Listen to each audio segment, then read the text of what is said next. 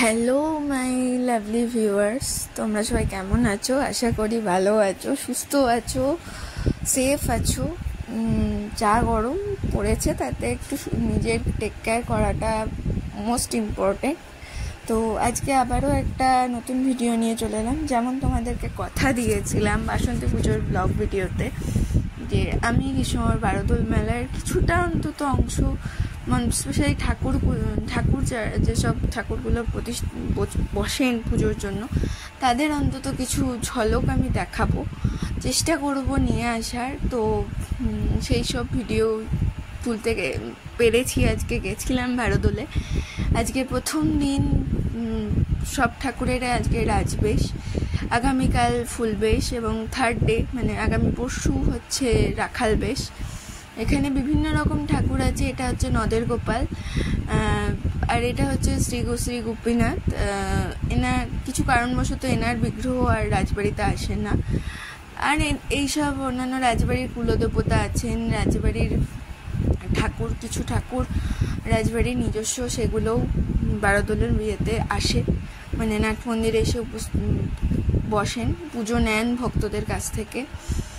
আর 12 রকমের গোপাল, রাধাকৃষ্ণ সবই আছে, মানে নাম তো দেওয়াই আছে। নামগুলো একটু জুম করে দেখে নিও বা পজ করে দেখে নিও। খুব ভালো সাজিয়েছে। আজকে তো রাজবেশ সেরকমভাবে, মানে আমি যখন গেছিলাম তখন অতটা ভিড় ছিল না। আর হ্যাঁ, কৃষ্ণগড়ের বারোদোল মেলা শতাধিক প্রাচীন, প্রায় 200 বছরেরও উপরে পুরনো মেলা।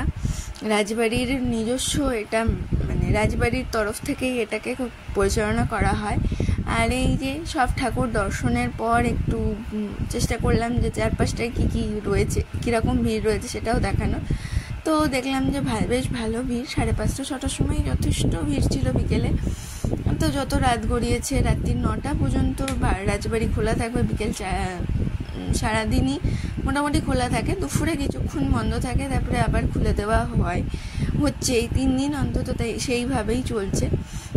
তো তোমরা যেও, গিয়ে ঠাকুর দর্শন করো, আশা করি ভালো লাগবে। আর যা হয়, সবাইকে অনুরোধ করছি, মানে গোটা কৃষ্ণগড়বাসীকে অনুরোধ করব, বা কৃষ্ণগড়ের বাইরে যারা থাকো তাদেরকেও অনুরোধ করব যে প্লিজ বারোদোল মেলা অন্তত এই 3 দিন, যে 3 দিন ঠাকুর থাকে, সেই 3 দিন এসে তোমরা ঠাকুর দর্শন করো। বিকেলেও বোধহয়, মানে সাধারণত বিকেলে 4টে থেকে 9টা মনে হয় খোলা থাকছে। আর সকালেও সকাল 8টা থেকে দুপুর 1টা না কটা পর্যন্ত খোলা থাকছে, আমি যতদূর শুনেছি। এখন বাকিটা ওখানকার যারা লোকজন আছে তারাই বলতে পারবে।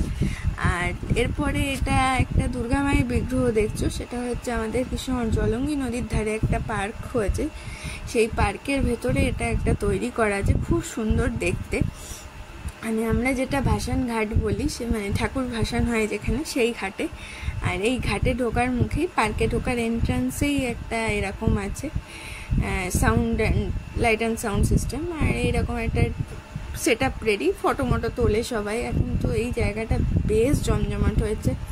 আমি প্রায় দিনই যাই, কোনো দিনই তোমাদের সাথে ভিডিওতে শেয়ার করা হয় না। আজকে ভাবলাম একটু দেখিয়েই দিই। না, বারোদোলের ক্লিপসগুলো এতটাই ছোট যে দেখান ওইটুকুতে কারোর মন ভরবে না, কেন ভাবলাম একটু এই এক ঝলক এই পার্টটাও দেখিয়ে দিই তোমাদেরকে। তো আমাকে কমেন্ট করে জানিও কেমন লাগছে না লাগছে। নতুন আবার একটা ভিডিওর সঙ্গে তোমাদের সাথে আবার দেখা করব। ততক্ষণ পর্যন্ত টাটা, গুড নাইট। তোমরা সবাই খুব ভালো থেকো, নিজের খেয়াল রেখো, আর এইভাবেই আমাকে সাপোর্ট করে যেও।